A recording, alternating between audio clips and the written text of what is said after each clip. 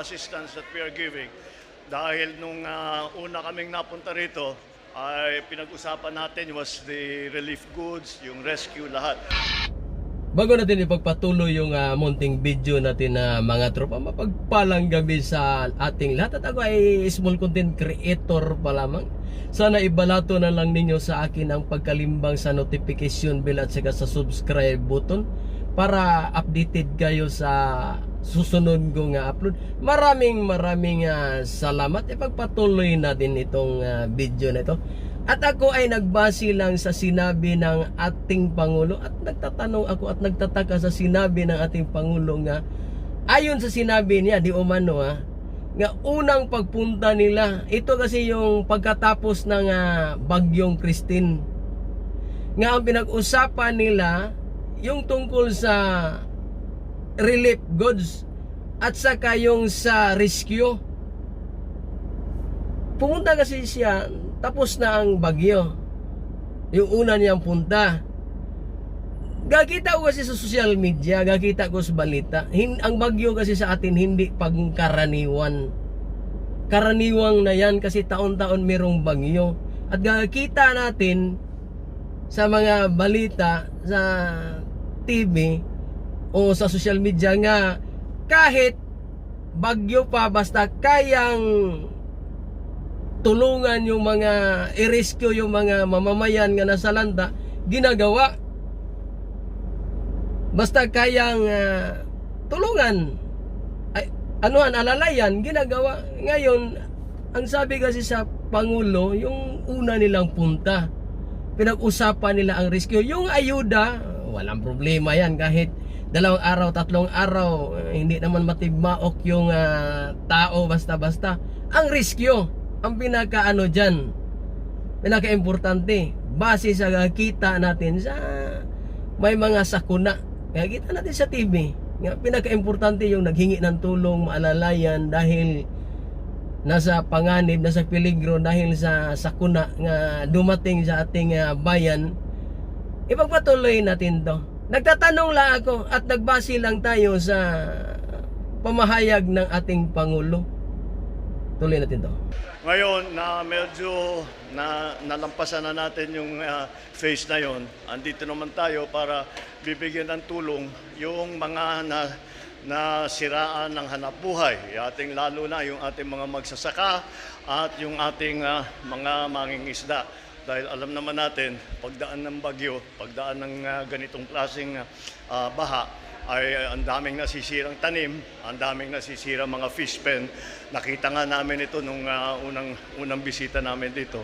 Kaya sabi ko, hindi lamang yung binibigay ng Department of Agriculture, ngunit idadagdag pa natin, naghanap pa kami ng pondo galing na sa Office of the President. Maganda talaga ang layunin sa ating Pangulo. Ayon sa sinasabi niya, nagbase tayo nga yung tulong sa mga magsasaka at mangingisda dapat talaga dahil yan ang bumubuhay sa atin. Yung mga income nila, yung mga binibinta nila sa palengke, binibili natin para makakain tayo, yan ang dapat talaga. Napaganda yung adhikain. Pero yung sa sinabi niya ngayon nga yung sa agriculture nga pangdagdag, naghanap pa sila ng pangdagdag mismo na talaga sa Office of President pera. Alanganin sa base lang to sa isip ko at sa sinabi ng ating Pangulo ni umano nga naghanap sila ng pera at galing na talaga mismo sa opisina niya. Madaling salita, kinulang ang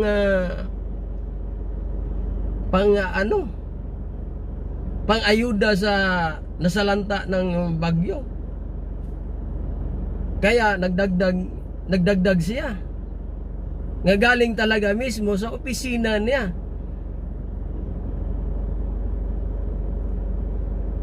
Yung panahon kasi na nakikita naman natin sa social media, nakikita natin sa mga balita nga kahit walang kalamidad, namimigay ng ayuda, yun sana ang dapat tinago lang muna. Opinion ko lang to bilang mamamayang Pilipino concern sa bayan. Tinago lang muna para preparasyon sa kalamidad. Kaysa meron ng kalamidad, kinapos na pira, kinulang, yan yung mahirap. Paano kung walang magamit? Kawawa, walang makita. Walang mahanap nga pangdagdag na pira. Kawawa naman yung mga kababayan natin na salanta na nga ng bagyo. Tapos naghihingi ng tulong, walang ikatulong dahil wala ng pera nga maitulong ang gobyerno. Yan yung nagkakaawa dyan. Iba pa naman, kadalasan nga apektado yung mga mamamayan nga naghirap talaga sa buhay. Maraming mga mamamayan nga kahit walang bagyo, kahit normal yung panahon, nahihirapang makakain ng 3 beses sa isang araw, lalo na kung may bagyo at na-wash out yung mga hanap buhay nila. Kaya nangailangan talaga ng tulong ng gobyerno. Yun yung dapat talaga nga kung maari may pundo para dyan sa kalamidad na yan. Kasi taon-taon meron talagang kalamidad na ganyan. Ayaw man natin, sino ba namang gusto ng bagyo? Pero wala tayong magawa. Kasi talagang pagdating ng panahon sa mga ganitong buwan, meron talagang dumating. At sana maalalayan yung mga tao nga nasalanta, mahanapan ng solusyon ng ating gobyerno, ng ating presidente. Nagbase lang tayo sa sinasabi niya, ituloy natin to. Para matulungan, mabigyan ng tigsa 10,000 ang ating mga magsasaka at ang ating mga fisherman. Kaya naulit ang pagbalik ko rito. Yung sinabi niya, madaling salita, yung binanggit niya nga halaga 10,000 sa ano siguro niya yan, yung sa dagdag sa galing sa Office of the President. Pero kung tutuusin, kung meron pang mas malaking halaga, para makabango naman agad. Kasi kung ibase sa ganyang halaga, sa matinding mahal talaga ang bilihin, yung 10,000 saglit lang yan ubusin. Lalo na kung ang bahay mo bumagsak. Yung sa siguro yung pera ng agriculture nga namahagi ng tulong, idagdag yung 10,000. Kahit papaano, okay na rin yun. Pero kung sabihin na para makabangon, parang sa isip ko, mahirap makabangon sa ganyang halaga. Napakahirap makabangon yan sa ganyang halaga. Kahit pa i-triple ba yan. Sa mahal ng bilihin, sa pagkain pa lang, yung 10,000, iwan ko ilang araw lang yan kung tutuusin. Kung kakain ka ng 3 beses sa isang araw, 3 beses, bilhan mo ng ulam at saka bigas, saglit lang ubusin yan. Ang resulta dyan, hindi makabangon yung na-wash out na kabuhayan.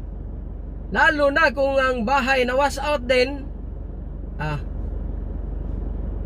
yung sektor ng agriculture, nga sabi niya idagdag sa mga naibigay sa agriculture, yung sektor ng agriculture, maganda yun. Kaso lang, yun nga medyo mababa talaga. Sana madagdagan. Ang hadikain niya, nating Pangulo, ayon sa sinabi niya, di umano, maganda talaga nga, tulong yung sinabi niya Sana madagdagan ba? At sana, hindi yung pagka may sakuna na, maghanap ng pera para ayuda. ibigay sa mga nasalanta. Kung maaari, may pundo. Kung maaari lang, may pundo. Kasi paano naman kung katulad yan, sa Baguio pa lang na yan, naghanap na ng pundo, doon pa kinuha Office of President, paano na lang kung merong kasunod pa? Yun ang mahirap dyan. Ang kawawa, yung lalong magiging kawawa, yung naghihirap, lalong maghirap. Ituloy natin do. At sana naman, pagbalik ko uli rito ay hindi na bagyo ang pinag-uusapan natin. At mapapag-usapan na lang natin yung Christine na naging maayos ang pagdala ng tulong para sa ating mga kababayan. Yun. Sana madaling makabangon yung mga nasalanta dyan sa lugar na yan. At sana yung sinabi mo, President, nga maayos yung pagdala ng tulong, sana maayos talaga. At sana madagdagan yung pira nga halaga nga sinasabi mo para makabangon man agad. Kasi pagdating sa yung mga fisherman at saka yung farmers, yan yung bumubuhay sa atin. Kasi kung hindi tayo magbili ng umaasa ng bigas sa ibang bansa o mga pangangailangan natin kinukuha natin sa ibang bansa, diyan tayo umaasa sa kanila. Paano na lang kung bibili tayo sa ibang bansa, hindi tayo bigbigyan, tapos wala, hindi yan nakabangon yung mga farmer natin o huminto na dahil kulang talaga sa tulong ng gobyerno. Anong kainin kaya natin? Sa mga balita yung mga marami nang huminto dahil yun nga, ayon sa balita di umano, sa kita ko to ha, kulang ang noon pa, kahit noon pa gagakita ko yan sa balita nga kulang ng suporta sa gobyerno. Wala silang pangtustos para makapagtanim. Ayon lang to sa balita ha, gagakita ko sa social media. Kaya yan ang dapat talaga nga maayos. Unang-una, yan yung isa sa bumubuhay ng mga mamamayan ng mga Pilipino, yung mga fisherman at saka yung farmers. At sana, pagka walang bagyo, kung maaari naman, ayon lang to sa pag-iisip ko, kung maaari naman, itago na lang muna sana yung pera. Wag mo nang iayuda sa mga tao kasi wala namang kalamidad. Pwede naman na saka na lang pagka may kalamidad, na para pagdating ng kalamidad may pundo at hindi na maghanap, hindi na mabawasan yung pera ng Office of the President, kaya para magamit naman yan sa ibang pangangailangan, katulad yung pagpaayos ng mga tulay, kalsada, flood control. Yun ang mas maganda sana kung maaari lang. At para naman yung mga mamamayan nga nasalanta din ng bagyo, hindi rin masyadong mahihirapan. Hindi maganda hirap kasi may tulong na maayos at sapat sa gobyerno. At sana yung pag-distribute ayon sa sinabi mo, maayos nga pag-distribute, yung walang anomalya ba? Dahil pagdating sa pira pa naman, napakainit ang pira. Napakainit ang pira. Matutukan para maiwasan yung hindi maganda nga mangyayari pagdating sa distribution. Mamaya si Paring Kanor yun ang nakatanggap nga hindi naman dapat makatanggap. Yung tuloy nga isa si Paring Mario nga hindi naman dapat siyang makatanggap dahil siya ang nasalanta at wala siyang kakayahan nga bumangon. Yun tuloy ang yun tuloy ang nakatanggap. Hindi nakatanggap, yun tuloy mabaliktad ba? Maraming nangyayaring ganyan sa atin pagdating sa ayuda-ayuda na yan. Kahit sa gakabalita ba, yung nakakita ko sa balita, yung mga maliban sa balita, sa mga paligid, mayroong mga ganon nga nangyari. Kaya dapat talaga may mata nga tumingin sa mga ganyan sa atin para mamaayos. Hindi masayang yung pera nga linaan dyan. Hirap na nga sa pera. Naghanap na nga ang ating gobyerno para maitulong, madagdag. Tapos hindi pa maayos pag-distribute. Anong mangyari?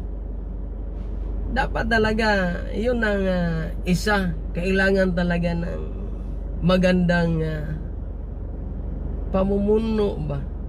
Yung meron tagatingin, anong gawin para mamaayos yung walang hindi magandang mangyayari sa pagbibigay ng pera, walang reklamo, walang kung ano-ano chichiburitsi. Isa yan. Maganda yung hangarin nga makabangon. Pira lang ang kulang dyan. Ayon sa sinabi ng ating presidente de umano na naghanap siya ng dagdag nga pera, madagdagan yung binigay ng ano ba yun, nakalimutan ko tuloy. Diyan kinuha niya sa Office of the President. Bago ko tapusin yung munting video natin mga tropa, maraming salamat sa panonood ninyo at sana nagustuhan ninyo yung video natin. Mabuhay tayong lahat at bye bye.